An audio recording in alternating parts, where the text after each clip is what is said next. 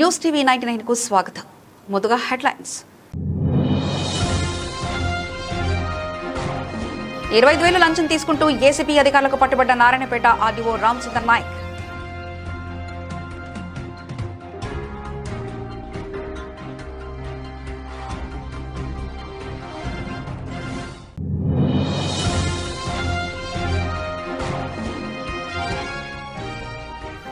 రాష్ట్ర వ్యాప్తంగా ఆర్టీసీ కార్మికులు జేఏసీ సమ్మె పిలుపు మేరకు సిద్దిపేట జిల్లా హుస్నాబాద్ ఆర్టీసీ డిపోలో కార్మికుల సమ్మె.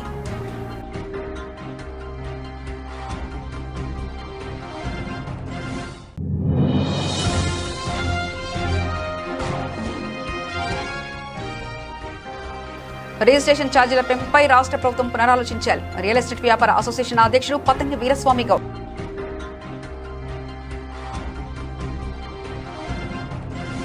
యాదాద్రి భువనగిరి జిల్లా వల్లిగొండ మండల పరిధిలో ఉన్న నర్సాయిగూడెం, లోతుకుంట, గొల్లపల్లి పరిధిలో ఉన్న బూర్లగడ్డ గ్రామాల్లో వడ్ల కొనుగోలు కేంద్రం ప్రారంభించారు market chairman Bhimanayak, vice chairman Mallareddy. ఈ కార్యక్రమంలో జిల్లా నాయకులు పాసం సత్యరెడ్డి, తుమ్మల శ్రీనివాస్, తుమ్మల సంతోష్, కౌసల వెంకన్న, బత్తిని సహదేవ్, నరేందర్, జక్కా జంకారెడ్డి, నర్సాయిగూడెం గ్రామ సర్పంచ్ పసల జ్యోతి, అధ్యక్షులు తుమ్మల లావణ్య, సెక్రటరీ కాటా మంజుల, వేములకొండ సంతోష, విఓఏ పసల రాణి, లోతుగుంట సర్పంచ్ రాచకొండ రాములు, వార్డు మెంబర్ జిల్లా నాయకులు రాచకొండ కృష్ణ. బూర్లగడ్డ మార్కెట్ ప్రారంభోత్సవంలో సర్పంచ్ రాణి మధు, అనురాధ, రాజేశ్వరి, రాధిక, లింగమ్మ, వార్డు మెంబర్లు, ఉప సర్పంచ్లు, రైతులు తదితరులు పాల్గొన్నారు. నాయకులు మీడియా ద్వారా మాట్లాడుతూ రైతులు ప్రభుత్వం నిర్ణయించిన గిట్టుబాటు ధరకు పంటను అమ్ముకోవాలని, దళాలను నమ్మి మోసపోవద్దని, వడ్లను మ్యాచర్ వచ్చే విధంగా రైతులు ధాన్యాన్ని అందుబాటులో ఉంచుకోవాలని కోరారు. వ్యవసాయ మార్కెట్లలో ప్రతి గ్రామంలో మార్కెట్లు ఓపెన్ చేయాలనే ఉద్దేశంతో 20 తారీఖు నాడు ఎమ్మెల్యే గారు మన వలిగొండ మార్కెట్ ఒక 4 విలేజ్లలో కూడా ఓపెన్ చేయడం జరిగింది. వారికి ముందుగా ఓపెన్ చేసి అన్ని మార్కెట్లను కూడా ఓపెన్ చేయాల్సిందిగా ఆదేశాలు జారీ చేయడం జరిగింది. వారికి ప్రత్యేకంగా కృతజ్ఞతలు తెలియజేస్తున్నాం. ఈరోజు దాదాపు 11 విలేజ్లలో ఈ కార్యక్రమం అంటే ప్రారంభ కొనుగోలు కార్యక్రమాలు చేయడం జరుగుతుంది. ఫస్ట్ తుర్కపల్లిలో 9 గంటలకు చేసారు.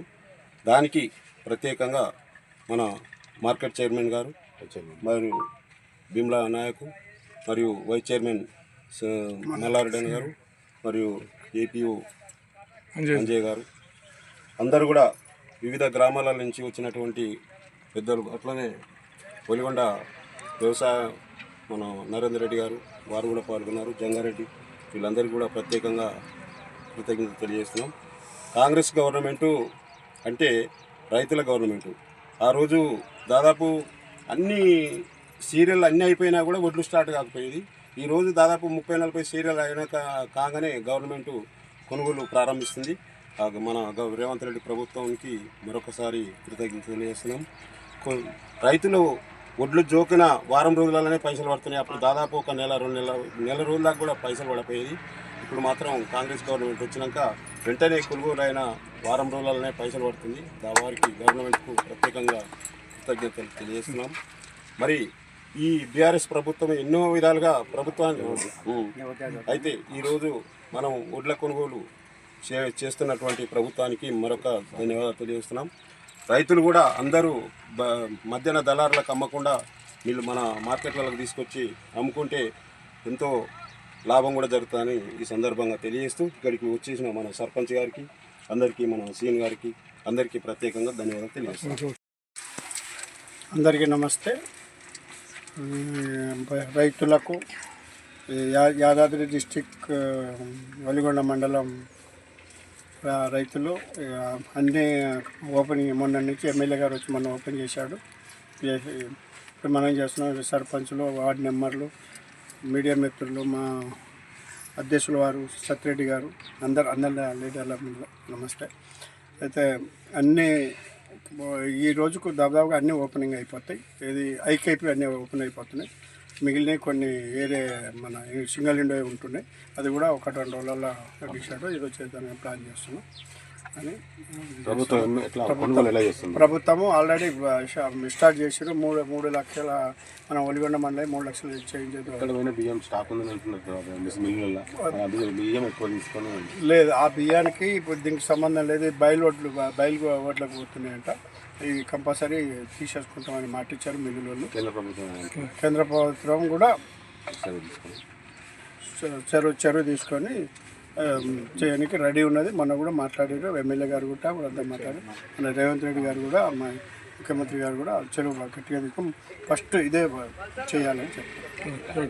లంచం తీసుకుంటూ ఏసీబీ అధికారులకు చిక్కిన వికారాబాద్ మహిళా పోలీస్ స్టేషన్ సీఐ సరోజ మరియు ఎస్ఐ రాణి వివరాలు వెల్లడించిన ACB DSP Rangareddy range Anand Kumar.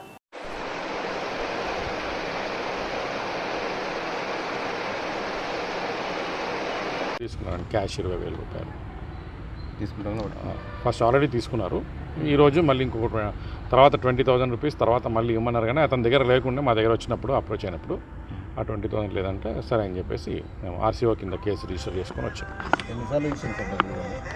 ఒకసారి ఇచ్చానండి. టోటల్ 40,000లో 20,000 రూపీస్ ఒకసారి ఇచ్చాం. ప్రాపర్టీస్ ఏమైనా సీజ్ చేసేస్తాం, స్థాయికి మించి ఏమైనా గుర్తించారు? ఇప్పుడు ఆల్రెడీ అది మా ప్రొసీజర్ ప్రకారం హౌస్ సెర్చ్ అదంతా జరుగుతుందండి. అది ప్రొసీజర్ నడుస్తూ ఉంది. ఇంకా మొత్తం డీటెయిల్స్ అవన్నీ రాలేదు. వచ్చిన తర్వాత ఇన్ఫర్మేషన్ ఇస్తాం. ఆన్లైన్కి సంబంధించిన సార్ ట్రాన్సాక్షన్ అది వెరిఫై చేస్తామండి. వాళ్ళ ఫోన్స్లో మేము అవి కూడా వెరిఫై చేయడం జరుగుతుంది. 20,000 ఎవరికి ఇచ్చారు సార్? సిఐకి ఎస్ఐకి? ఫస్ట్ ఇన్స్పెక్టర్ గారి ముందు ఎస్ఐ గారికి ఇవ్వడం జరిగింది. ఇద్దరు సమక్షంలోనే ఇచ్చినాం. అంటే ఎవరు దొరికింది సార్ దాంట్లో? పట్టుకోవడం ఎవరు పట్టుకున్నారు అమౌంట్? అదే అండి, ఎస్ఐ గారు తీసుకున్నారు ఇన్స్పెక్టర్ గారి సమక్షంలో ఆ రోజు 20,000 అని చెప్పి మాకు కంప్లైంట్ ఉంది దాంట్లో. Thank you. మాకు ఒక కంప్లైంట్ వచ్చింది. ఇట్లా ఈ ఉమెన్ పోలీస్ స్టేషన్ వికారాబాద్లో ఆయన పైన ఒక వ్యక్తి ఇప్పుడు తాండూరులో ఉంటారు. ఆయన పైన కేసు పెట్టడం జరిగిందని చెప్పేసి అక్కడ పోలీస్ స్టేషన్కి పిలిపించడం జరిగిందని చెప్పి చెప్పాడు. ఏమైంది అని అంటే ఈ పోలీస్ స్టేషన్లో ఆయన పైన ఒక 498A కేసు అంటే ఐపీసీలో రిజిస్టర్ చేశారు. అది పాతకాలంది. దాంట్లో మీరు రండి అని చెప్పి చెప్పారంట. సరే ఇక్కడికి వచ్చి చూస్తే అది హరాస్మెంట్ కింద అతని పైన ఒక కేసు రిజిస్టర్ అయింది. అది వాళ్ళ వైఫ్ ని సతాయిస్తూ harassment, physical and mental harassment చేసినారని చెప్పేసి దాంట్లో ఒక కేసు రిజిస్టర్ చేశారని 498 కింద అని చెప్పేసి అతనికి చెప్పడం జరిగింది. దాని తర్వాత అతనితో పాటు అతనికి వాళ్ళ మదరు ప్లస్ సిస్టర్స్ పైన కూడా కేసు రిజిస్టర్ చేయడం జరిగింది. టోటల్ 6 మెంబర్స్ ఉన్నారు. దాంట్లో ఒక్కొక్కరికి 10,000 చొప్పున ఇస్తే ఆ 6గురికి కలిపి నోటీసెస్ ఇస్తాము అని చెప్పేసి చెప్పడం జరిగిందని చెప్పి అతను మాకు చెప్పాడు. 60,000 రూపీస్లోంచి ఇతను రిక్వెస్ట్ చేయగా 40,000 రూపీస్కి ఒప్పుకోవడం జరిగింది. ఈ 40,000 రూపీస్ లంచంగా డిమాండ్ చేయడం జరిగిందని చెప్పేసి ఎవరు అని అంటే ఇక్కడ ఉన్న ఇన్స్పెక్టర్ గారు సరోజ గారు, తర్వాత ఎస్ఐ రాణి గారు ఇద్దరు కలిసి 40,000 రూపాయలు డిమాండ్ చేశారు. తన విధిలేని పరిస్థితుల్లో ఒక 20,000 రూపాయలు ఆల్రెడీ ఇవ్వాల్సి వచ్చిందని చెప్పేసి ఇంకో మిగతా 20,000 తర్వాత ఇవ్వమని చెప్పానంటే అతని దగ్గర ఉన్న 20,000 రూపాయలు సర్దుబాటు చేసినాను. ఇంకా మిగతా 20,000 రూపాయలు నా దగ్గర సర్దుబాటు కాలేదని చెప్పి చెప్పడం జరిగింది. ఆ యొక్క కంప్లైంట్ని మేము రిజిస్టర్ చేసుకున్నాము. రిజిస్టర్ చేసుకున్న తర్వాత వెరిఫై చేసుకున్నాము. వెరిఫై చేసుకున్న తర్వాత కొంచెం ఎవిడెన్సెస్ అవి కూడా మాకు లభ్యం అవ్వడం జరిగింది. దాని తర్వాత ఈరోజు ఇక్కడ వచ్చేసి ఆ ప్రాసెస్లో ఎంక్వైరీ చేస్తున్నామండి. దాంట్లో సరోజ గారిని ప్లస్ ఈ రాణి గారిని ఇద్దరిని విచారణ చేస్తున్నాం ఈరోజు ఇక్కడ. అసెంబ్లీ ఎన్నికల మేనిఫెస్టోలో ఇచ్చిన హామీలు నెరవేర్చినందుకు స్వచ్ఛందంగా సమ్మె చేస్తున్నామని, ఆర్టీసీని ప్రభుత్వంలో విలీనం చేయాలని మరియు మా న్యాయమైన డిమాండ్లు నెరవేర్చే వరకు సమ్మె కొనసాగిస్తామని వికారాబాద్ ఆర్టీసీ కార్మికులు డిమాండ్ చేశారు.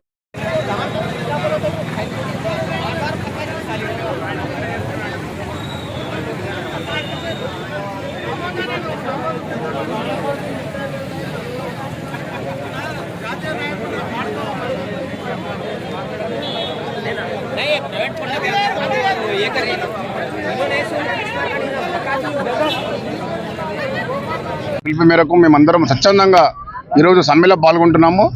ఇక్కడ యూనియన్ నాయకత్వం అనేది లేకున్నా కానీ మేమందరం స్వచ్ఛంగా సమ్మెలో పాల్గొంటున్నాము. గతంలో కూడా ఎన్నో యూనియన్లు ఉన్నా కానీ ఇంతమంది రాలేరు. ఈరోజు ప్రతి ఒక్క కార్మికుడు తన కడుపు ఖాళీ బయటకు వస్తున్నారు. గతంలో రేవంత్ రెడ్డి గారు ఏమన్నారు, నేను ఆర్టీసీ కార్మికులను కడుపులో పెట్టి చూసుకుంటున్నాడు, ఇప్పుడు కాళ్ళ కింద పెట్టి చూసుకుంటున్నాడు. మాకు దయచేసి ఇప్పటికైనా చర్చలకు పిలిచి వెంటనే మా యొక్క డిమాండ్లను పరిష్కరించి ఈ సమ్మెను విరమించాలని మేము కోరుతున్నాము. ఈ సమ్మె ప్రారంభించినాము. మా గొంతమ్మ కోరికలు ఏం లేవు. మా అన్నగారు ఇందాక చెప్పినట్టు సీఎం గారు వచ్చే ముందు మేనిఫెస్టోలో పెట్టిన అంశాన్ని మాకు రాగానే ఆ సీఎం గారు చేయలేరు కానీ నేను వెంటనే మీ సమస్యలను పరిష్కరిస్తానన్నాడు. దయచేసి మాకు ఏ కోరికలు లేవు. మేము చిన్న జీతగాళ్ళం, మేము జీతం చేస్తే తప్ప మా ఇల్లు గడవదు. కాబట్టి మాకు ఇచ్చిన హామీలను మాకు ఇవ్వమని మాకు చెందాల్సినవి మాకు చెల్లించమని మేము అడుగుతున్నాం అంతే తప్ప ఆయన మీద మాకు ఎలాంటి కోపం లేదు. అన్ని మంచిగా చేస్తున్నాడు. మరి ఆర్టీసీ వరకు వచ్చేసరికి ఇంతగానే ఎందుకు మండి వైఖరి చూపిస్తున్నారో మాకు అర్థం అవ్వట్లేదు. కానీ మేము ఏం ఆశ పెట్టుకున్నామంటే ఆ సీఎం గారు చేయలేరు, ఈయన కొత్తగా నూతనంగా వస్తున్నాడు కాబట్టి నూతనంగా చూస్తామేమో, మా నూతన ఉత్తేజాన్ని మేము పొందగలుగుతామేమో అనుకున్నాం. కానీ మేము చాలా సఫర్ అయిపోతున్నాము. దయచేసి మీరు ఇచ్చిన హామీలను మాకు చెల్లించి మేము మళ్ళా ఎట్లా అంటే అబ్బా ఆ సీఎం కంటే ఈ సీఎం బెటర్ అంటే ఆయనతో నేను తక్కువ పోల్చట్లేదు, ఆయన ఎక్కువ పోల్చట్లేదు. కానీ మాకు ఇచ్చిన హామీలు మీరు నెరవేరిస్తే అంతే చాలు. మేము అందరం జేఏసీగా వాళ్ళు హామీలు నెరవేర్చే వరకు మేము జేఏసీగా మాకు ఏ యూనియన్ లేదు, ఇప్పుడు ఏమీ లేదు మాకు సపోర్ట్ చేయడానికి. పై అధికారులు కూడా మేము పైన ఎదిగినే ఉన్నారు, కానీ మేము భయపడట్లేదు. పోతుంది ఉంటుంది అంతే. కూలి వేసుకొని బతకడం బెటర్ అనిపిస్తుంది డ్యూటీ చేసే కంటే. మేము సాయంత్రం పోతే పండుకుంటే మళ్ళీ తెల్లారే వరకు వస్తాం, మేలుకో కూడా వస్తలేదు. అంత కఠినమైన డ్యూటీలు చేస్తున్నాం. దానికి మాకు ప్రతిఫలంగా ఏదన్నా మేము అడిగింది మీరు చెప్పిందే మేము ఏమని చెప్తున్నాం. దానికి మీరు వెనకంజ ఎందుకు వేస్తున్నారో మాకు అర్థం లేదు. ఇప్పుడు 42 రోజులు అయింది మేము ఇది ఏంది సమ్మె నోటీస్ ఇచ్చి. మళ్ళీ తర్వాత ఇప్పుడు మన పొన్న ప్రభాకర్ మినిస్టర్ సార్ ఏమంటున్నారంటే మాకు ఇంకా 4 వారాలు కావాలన్నారు. 42 రోజుల ముందు మేము సమ్మె నోటీస్ ఇస్తే అవి కలుపుకొని మీరు చర్చలు ఇచ్చేస్తే ఇప్పటికీ 4 వారాలు అయిపోతుండే. ఈ 4 వారాలు మళ్ళీ ఎందుకు పొడిగించాల్సిన అవసరం ఎందుకు వస్తుండే? అప్పటి నుంచే మీరు ప్రయత్నం చేసేది ఉండ్రి. ఇప్పుడు కొత్తగా మేము అడగంగానే ఇంకా 4 వారాలు టైం ఇవ్వండి మాకు అని ఎందుకు అంటున్నాం? దయచేసి మేము వేడుకుంటున్నాం, ఏడుస్తున్నాం కూడా, మా తరఫున ఏడుస్తున్నాం. మేము ఎంత సఫర్ అయిపోతున్నాం అంటే అంత సఫర్ అయిపోతున్నాం. 10th బేసిక్ లేవు సార్ మాకు. మేము కూడా పీజీలు డిగ్రీలు చేసినాము, కానీ మాకు వేరే ప్రసక్తి లేక వేరే ఇది లేక మేము ఈ కొలువులోకి వస్తున్నాం. మేము తక్కువ చదువులు చదివి వీళ్ళకి ఏదో తక్కువ వాళ్ళు ఉన్నారు, తక్కువ జీతగాళ్ళు, వీళ్ళకి సరిపోతుందిలే 10వ తరగతి మీరు ఇంతకంటే ఎక్కువ బేసిక్ ఇస్తారా అని చెప్పేసి ప్రయాణికులు కూడా చిన్న చూపు చూస్తే దాన్ని కూడా మేము సహించుకొని పోతున్నాం. మీరు దయచేసి మమ్మల్ని కనికరించండి. ఎందుకు ఇట్లా చేస్తున్నారు మీరు? ఇంతకంటే కోరుకునేది ఏం లేదు సార్, చెప్పదలుచుకునేది కూడా ఏం లేదు. ఒకవేళ చెప్పిన దాంట్లో మీకు ఏదన్నా విభేదం కనిపిస్తే మమ్మల్ని క్షమించగలరని వేడుకుంటున్నాం. రాష్ట్ర వ్యాప్తంగా ఆర్టీసీ కార్మికుల జేఏసీ సమ్మె పిలుపు మేరకు సిద్దిపేట జిల్లా హుస్నాబాద్ ఆర్టీసీ డిపోలో కార్మికులు సమ్మెలో పాల్గొన్నారు.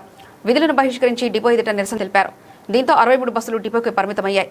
ఎలాంటి అవాంఛనీయ సంఘటనలు జరగకుండా పోలీసులు పటిష్ట బందోబస్తు నిర్వహిస్తున్నారు. హుస్నాబాద్ బస్ స్టేషన్ ప్రయాణికులు లేక వెలవెలబోయింది. బస్సులు నడవకపోవడంతో ప్రయాణికులు ప్రైవేట్ వాహనాల్లో గమ్యస్థానాలకు వెళ్తున్నారు.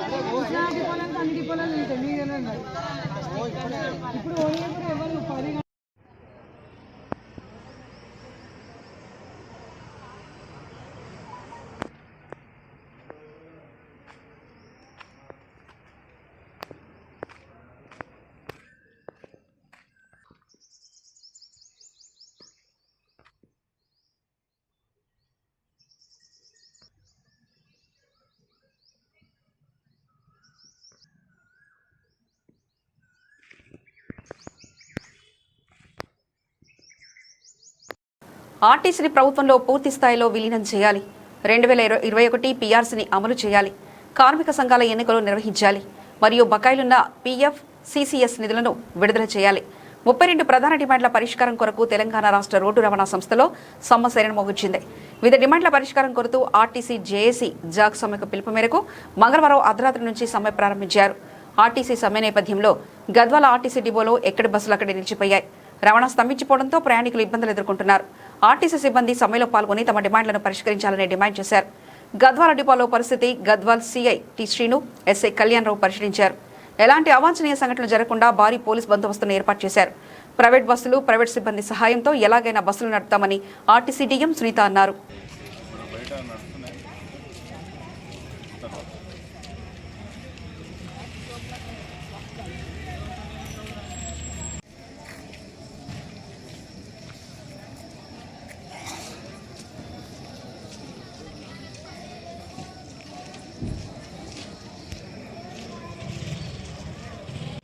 వ్యతిరేకంగానే మేము సమ్మె చేస్తున్నాం. ప్రభుత్వం మేనిఫెస్టోలో ఇచ్చిన హామీ ప్రకారమే చేయమని కోరుతున్నాం తప్ప మేము ఏ ఒక్కటి కూడా వేరేది కోరడం లేదు. ఈ ప్రభుత్వము ఈ మొండి వైఖరి విడనాడాలి. ముఖ్యమంత్రి గారు వాళ్ళ గురువు గారు చంద్రబాబు నాయుడు తెచ్చిన ప్రజల వద్దకి పాలన ఏదైతే ఉందో ఈ శిష్యుడు ప్రజలకు దూరంగా పాలన చేస్తున్నాడు. ఈ ముఖ్యమంత్రి గారు మొండి వైఖరి విడనాడాలి. ఈ రవాణా శాఖ మంత్రి కూడా స్పందించి ఈ రోజు చర్చలకు పిలిచి ఈ రోజు పరిష్కారం చేస్తారని మేము ఆశిస్తున్నాం. ఈ మొండి వైఖరి ప్రభుత్వం మొండి వైఖరి విధానాన్ని ప్రజాపాలన అనే విధానాన్ని విడనాడాలి. ప్రతి ఒక్కరు ప్రజాపాలన మేము కృషి చేస్తున్నాం. ఈ రోజు మహాలక్ష్మి స్కీము సక్సెస్ఫుల్ గా దక్షిణ భారతదేశంలో నడుస్తుందంటే ఓన్లీ ఆర్టీసీ ఎంప్లాయీస్ వల్లనే తప్ప వేరే వల్ల కాదు. ఈ ప్రభుత్వం వల్ల కాదు, ఈ కాంగ్రెస్ పార్టీ వల్ల అసలే కాదు. ఓన్లీ ఆర్టీసీ ఉద్యోగస్తుల వల్లనే ఈ మహాలక్ష్మి స్కీమ్ అనేది సక్సెస్ఫుల్ గా నడుస్తుంది తప్ప వేరేది కాదు. కావాలంటే మీ డిపార్ట్మెంట్ కానీ, ఇంటెలిజెన్స్ కానీ, విజిలెన్స్ వాళ్ళు కానీ ప్రతి ఒక్కరు మీరు చెక్ చేసుకోండి. ఈ ఒక్క ఆర్టీసీ ఉద్యోగుల వల్లనే ఏ ఒక్క చిన్న పొరపాటు జరగకుండా ఎక్కడ బస్ ఆపలేదంటే మా డిఎం గారు ఇక్కడనే ఉన్నారు.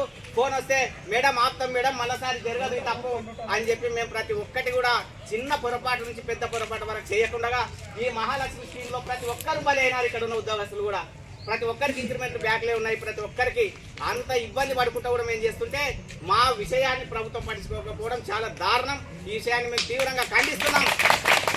ఇదే ముఖ్యమంత్రి గారు అన్ని విషయాలు చర్చించినారు. ప్రజలకి ప్రభుత్వ పబ్లిక్గా హామీ ఇచ్చినారు. మేనిఫెస్టోలో పెట్టినారు. వచ్చి 2.5 సంవత్సరాలు అయింది. అయినా ఈ ప్రభుత్వం మొండి వైఖరి వీడనందువల్ల మేము సమ్మెకు దిగవలసి వచ్చింది. ఏ చివరి ప్రయత్నంగానే మేము సమ్మె చేస్తున్నాం తప్ప ఇది మొదటి విడతగా ఏం కాదు. మా కడుపులు ఖాళీ మేము చేస్తున్నాం తప్ప మా కడుపులు నిండి కాదు. ఇతరులు 4 గంటలు 5 గంటలు ప్రభుత్వ విధానంలో ఉన్న వాళ్ళు పనిచేసి జీతాలు తీసుకుంటే మేము 13-14 గంటలు పనిచేసి మేము అడుగుతున్నాం. ఈరోజు మా తప్ప అని మేము అడుగుతున్నాం. ఇక్కడ డిపార్ట్మెంట్ వాళ్ళని కానీ ప్రభుత్వాన్ని కానీ మీ ద్వారా ప్రభుత్వాన్ని అడుగుతా ఉన్నాం. మేము ఒక్క ప్రభుత్వం దాన్ని ఒక్కరు కూడా మాట్లాడారు మా ఎండి గారు తప్ప వాళ్ళకి ఏదో చేసి పంపడం జరిగింది. కావున మేము ఏమి ప్రభుత్వమా మేమా ఈరోజు సవాల్ చేస్తా ఉన్నాం. మీరు కూడా దేశాలకు పోతండి. వాళ్ళు మేనేజ్మెంట్ చేస్తా పోలీస్ డిపార్ట్మెంట్ తరఫున వాళ్ళు ఏమైనా పంపించుకొని దయచేసి మీరు ఏం ఆపకండి. మనం శాంతియుతంగా గాంధేయ మార్గంలో మనం సమ్మె ఎన్ని రోజులు సమ్మెతాం. మనం 55 రోజులు సమ్మె అవుతాము. 100 రోజులు అయిపోతాము. కావున మేము కూడా సహకరించాలా. మీరు ఎటువంటి మేము పోలీసులతో ఇన్ఫర్మేషన్ తీసుకుంటాము. వాళ్ళు చేయమని చేస్తాము లేకులేదు. ఇది ఎటువంటి వాళ్ళకి మన ఆస్తి మనదండి. ఆర్టీసీ వాళ్ళు కాదు 5 ఏళ్ళు ఉంటే పరిపాలన. ప్రభుత్వం 5 ఏళ్ళే తర్వాత మారుస్తారు. ఈ ఆస్తి ఉన్న ఆర్టీసీ వాళ్ళవే మేనేజ్మెంట్వే. కావున మీరు ఎటువంటి బయట పోకండి. గద్వాల జిల్లా కేంద్రానికి సమీపంలో ఉన్నటువంటి నది ఆగ్రహారం దగ్గర సమాధులపై రాగిరేకులు పెట్టి క్షుద్ర పూజలు చేస్తున్న 3 వ్యక్తులను పట్టుకుని దేహశుద్ధి చేసి పోలీసులకు అప్పగించింది నది ఆగ్రహం ప్రజలు. జోగులాంగ గద్వాల జిల్లాకి సమీపంలో నది ఆగ్రహం దగ్గర శ్మశాన వాటిక ఉంది. ఆ శ్మశాన వాటికలో చనిపోయిన వ్యక్తుల సమాధులపై కొందరు వ్యక్తులు రాగిరేకులు పెట్టి క్షుద్ర పూజలు చేపట్టారు. సమాధులపై రాగురేకులు పెట్టి క్షుద్ర పూజలు చేస్తే అప్పులు తీరుతాయని, సమస్యలు తీరుతాయని వారి యొక్క మూఢనమ్మకం. ఇది గమనించిన నది ఆగ్రహారం గ్రామ ప్రజలు ఈ 3 పట్టుకుని దేహశుద్ధి చేసి పోలీసులకు అప్పగించారు.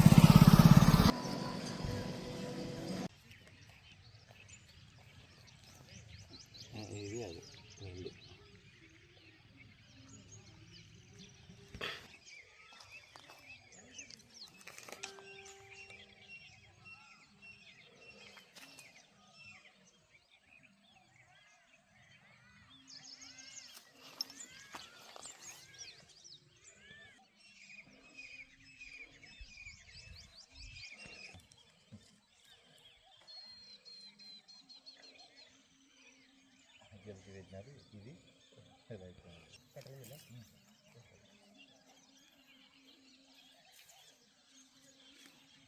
ఎట్లా పోయి స్నానం చేస్తున్నాం.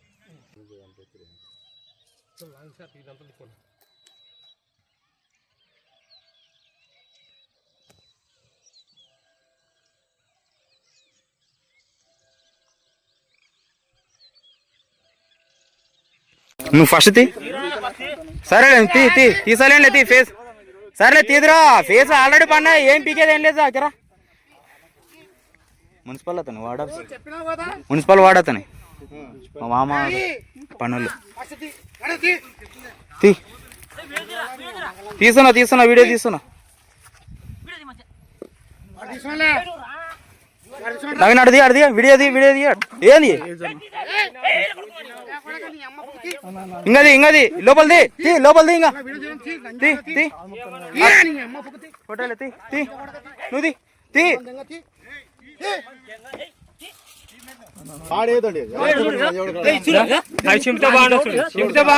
చింపకు అసంట్లో చూడలేదు బాత్కనే కూడా ఏ కొడుకులాడి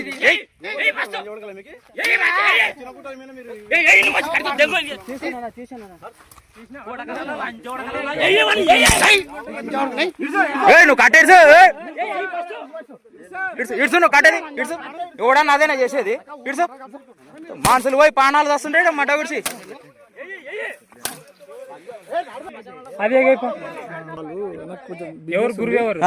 ఏం బిజినెస్ ఉంది నీకు ఏం బిజినెస్ ఉంది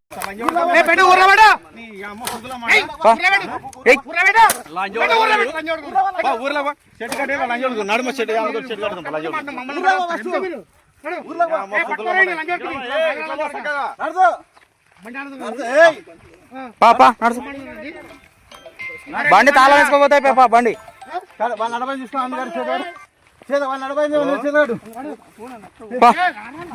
పాను బా వాళ్ళ కథల తర్వాత బా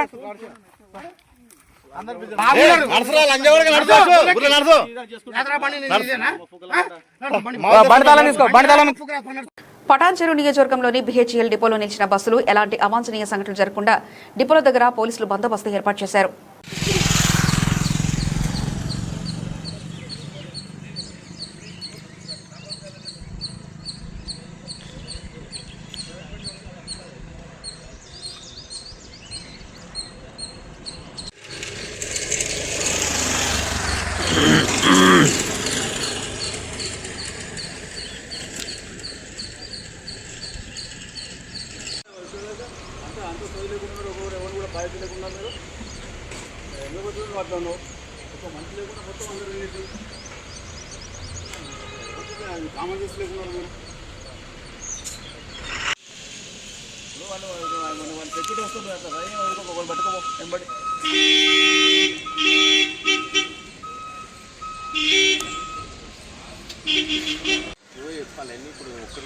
ప్రైవేట్ పోయిందా ఏది ఇదే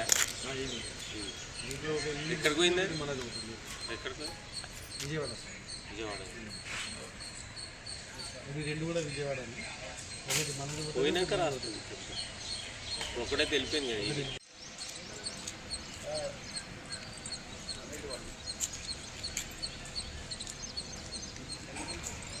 మీరెవరండి? నారాయణపేట జిల్లా మంగళవారం నాడు 25,000 లంచం తీసుకుంటూ ఏసీపీ అధికారులకు పట్టుబడ్డ నారాయణపేట ఆర్డీఓ రామచంద్ర నాయక్ పూర్తి వివరాలు తెలియాల్సి ఉంది. జిల్లా కేంద్రంలోని బాబా కాలనీలోని ఓ ఇంట్లో కార్యాలయంలో కొనసాగుతున్న సోదాలు.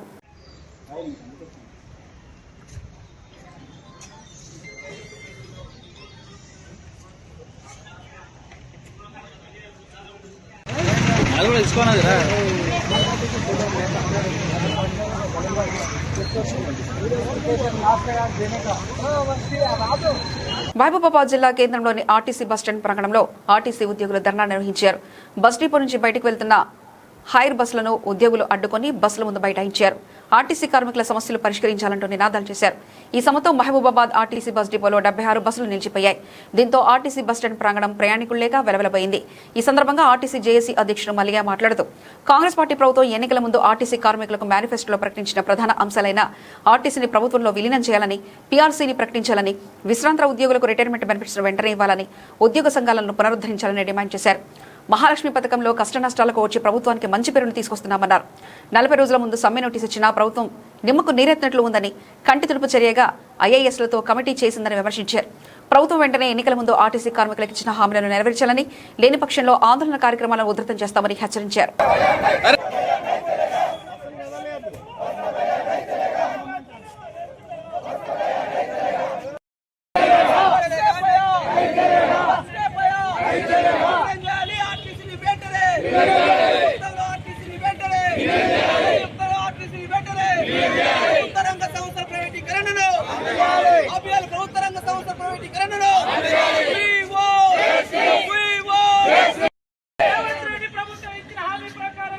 ఆర్టీసీ కార్మికుల సమ్మెతో డిపోలకే పరిమితమైన బస్సులు, పటాన్చెరు, బెల్ డిపోల వద్ద మూగబైన బస్టాండ్ పరిసరాలు, ఆటోలు, ప్రైవేట్ బస్సులపై ఆధారపడి ప్రయాణం సాగిస్తున్న ఉద్యోగులు, కార్మికుల సమ్మెకు మద్దతు తెలుపని ప్రైవేట్ ఆర్టీసీ సంఘాలు.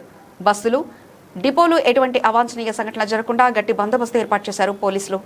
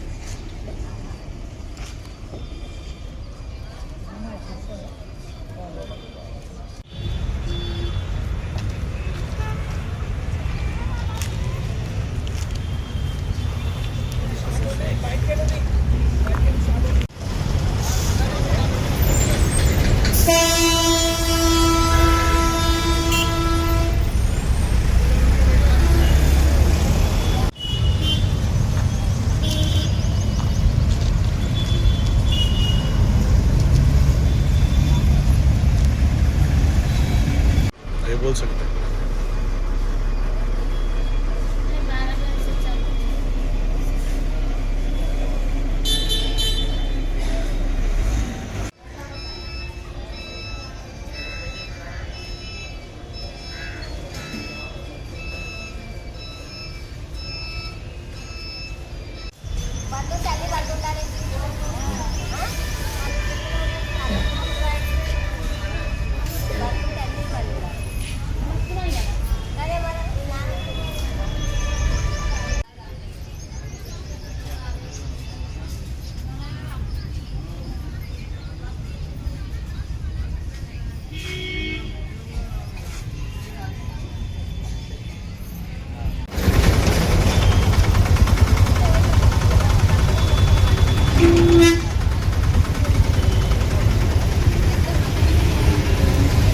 బులెటిన్ ముగించే ముందు హెడ్లైన్స్ మరోసారి చూద్దాం.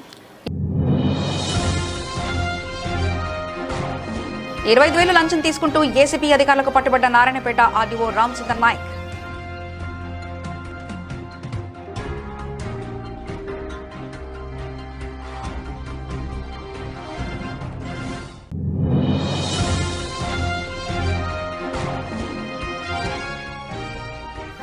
రాష్ట్ర వ్యాప్తంగా ఆర్టీసీ కార్మికులు జేఏసీ సమ్మె పిలుపు మేరకు సిద్దిపేట జిల్లా హుస్నాబాద్ ఆర్టీసీ డిపోలో కార్మికుల సమ్మె.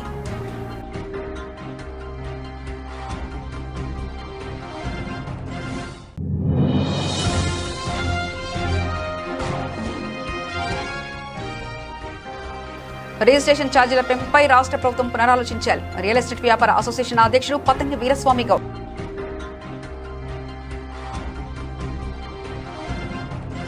ఇవి ఇప్పటివరకున్న అప్డేట్స్. మరో బులెటిన్లో మళ్ళీ కలుసుకుందాం. అంతవరకు సెలవు. నమస్కారం.